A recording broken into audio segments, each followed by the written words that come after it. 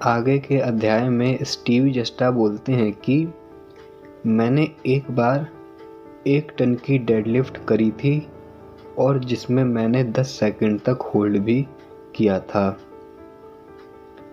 1 ton की deadlift मतलब कि 1000 किलो वजन स्टीव जस्टा ने डेडलिफ्ट में उठाया था और उन्होंने ना सिर्फ उस वजन को उठाया बल्कि उस वजन को उठाने के बाद उन्होंने उसको 10 सेकंड तक होल्ड भी किया था।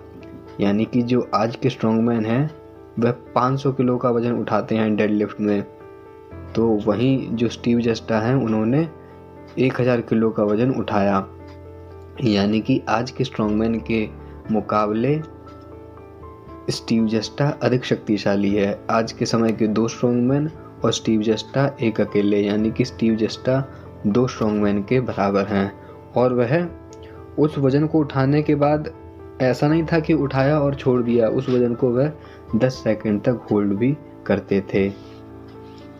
वह कहते हैं मैंने कई मौक़ों पर इस लिफ्ट में 2000 lbs से अधिक वजन भी खींचा है।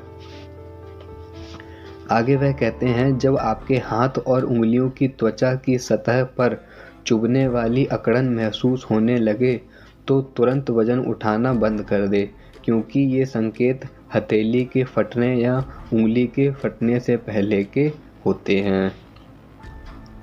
स्टीव जस्टा के ये जो जितने अध्याय हैं, इन सारे अध्यायों में ऐसी बात नहीं है जो आपको बताई जाए।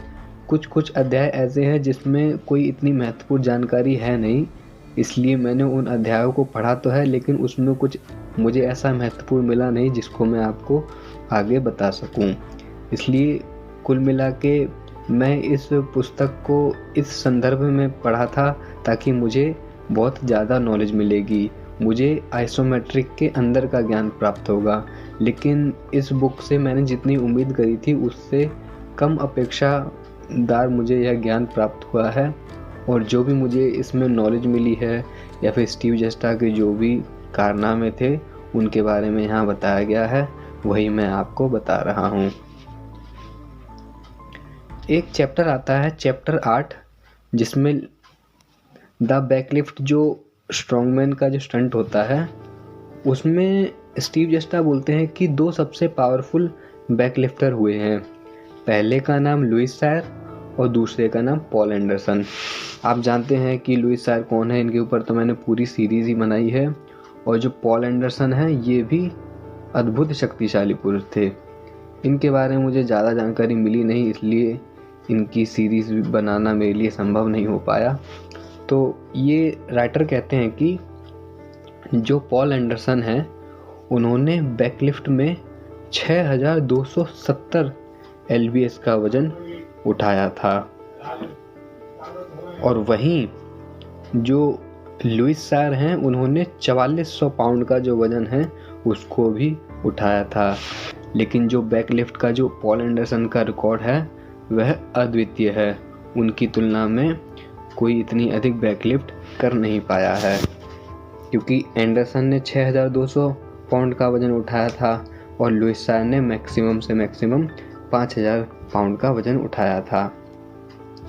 और वहीं जो स्टीव जस्टा हैं उनकी बैकलिफ्ट में उठाने की जो कैपेसिटी है वह 3800 पाउंड से लेकर के 4000 पाउंड तक है। जो पावर रैक जो होता है उसमें स्टीव जस्टा तरह तरह के व्यायाम करते थे। उन्हीं तरह का एक व्यायाम यह था कि वह एक कंधे पर ही जो भारी बारबल होती थी उसको वह रख लिया करते थे, और जो बारबल जो होती थी उसका कुल वजन जो होता था वह 1000 पाउंड होता था। आगे जो स्टीव जस्टा हैं भोजन के बारे में कुछ कहते हैं। वह कहते हैं कि आपका शरीर इंजन की तरह है। वह कहते हैं कि पानी जो है वह अधिक से अधिक पीना चाहिए, और वह कहते हैं कि हमको भोजन में भी ऐसे उत्पाद या फिर ऐसी सब्जियां खानी चाहिए जिसमें पानी की मात्रा बहुत अधिक होनी चाहिए। वह कहते हैं कि पानी में O2 और 100 अलग खनिज लवण होते हैं जो हमारे शरीर के लिए बहुत ही ज़्यादा उपयोगी होते हैं। वह कहते हैं कि अधिक पानी पीने से जो हमारी जो हड्डियां हैं वह भी मजबूत बनती हैं। आगे कहते हैं कि हरा सलाद, सेब, गाजर, अजवाइन, अजमोट, बीज, बीन्स और नट्स खाने की हमको अधिक से अधिक कोशिश करनी चाहिए। वह कहते हैं कि पानी खूब पीना चाहिए। हमको दिन में लगभग 1 से 2 गैलन पानी अवश्य ही पीना चाहिए। वह कहते हैं कि आपको जो भोजन पसंद हो उस भोजन को ग्रहण करना चाहिए और दिन में 7 दिन में एक ना एक दिन आपको उपवास तो करना ही चाहिए। वह कहते हैं कि किसी भी वजन को उठाने में सबसे महत्वपूर्ण बात यह है कि आपको अपने ऊपर विश्वास होना चाहिए। जितना आप महसूस करेंगे कि आप इसके लायक हैं, उतना ही आप इसे अपने दिमाग में देखेंगे। जितना अधिक आप इसे दिमाग में देखेंगे, उतना ही अधिक आप इस पर विश्वास करेंगे और जितना अधिक आप विश्वास करेंगे, उतनी ही अधिक ताकत आपके पास आएगी। ये स्टीव जस्टा के वचन हैं। विश्वास करो कि आप कर सकते हो, दिमाग खुद दिखाएगा कि यह आखिर होगा कैसे। स्टीव जस्टा कहते हैं ज़रूरी नहीं है कि आप अधिक वजन उठाओ, स्टार्टिंग में ही अधिक वजन उठाओ, बल्कि वह कहते हैं कि कम वजन से शुरू करो, धीरे धीरे अपनी क्षमता को बढ़ाते जाओ और इस तरह से आप शक्तिशाली बनते जाओगे। एक चैप्टर है जिसमें 13वां चैप्टर है जिसका नाम है gaining strength at any as. इसमें कुछ उदाहरण स्टीव जस्टा बोलते हैं। वह कहते हैं कि 70 साल की महिला सहारा रेगिस्तान में 100 मील की जो दौड़ है उसको पूरा करती है और उसने 62 साल की उम्र तक प्रशिक्षण भी शुरू नहीं किया था। यानी कि वह इस अध्याय में कहना यह चाहते हैं कि हम किसी भी आयु में शक्तिशाली बन सकते हैं। इसका उदाहरण देते हुए वह कहते हैं कि 70 साल की एक महिला है, वह सहारा रेगिस्तान में दौड़ती है जहाँ पर इतनी धूप होती है, और तो और ऐसा नहीं था कि वह बचपन से मैराथन कर रही हो, बल्कि 62 साल की उम्र तक तो उसने कोई ट्रेनिंग भी नहीं ली थी। लेकिन फिर भी हर इंसान के भीतर ऐसी कैपेसिटी होती है कि वह जो चाहे वह कर सकता है, और इसी के माध्यम से स्टीव जस्टा भी यही बताते हैं कि हम किसी भी आयु में शक्तिशाली बन सकते हैं। वह कहते हैं कि 120 डिग्री तापमान में यदि वह महिला दौड़ सकती है तो आपको भी किसी भी उम्र में 1 घंटे तक वजन उठाने में कोई समस्या उत्पन्न नहीं होनी चाहिए।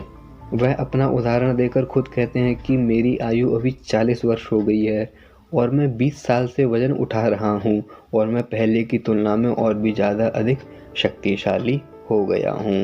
वह कहते हैं अगर आप अपने दिमाग की आंखों से देख सकते हैं, जब आप भरोसा करते हैं तो दिमाग बहुत शक्तिशाली होता है। वह कहते हैं दिमाग किसी भी सप्लीमेंट या विटामिन से ज़्यादा शक्तिशाली होता है।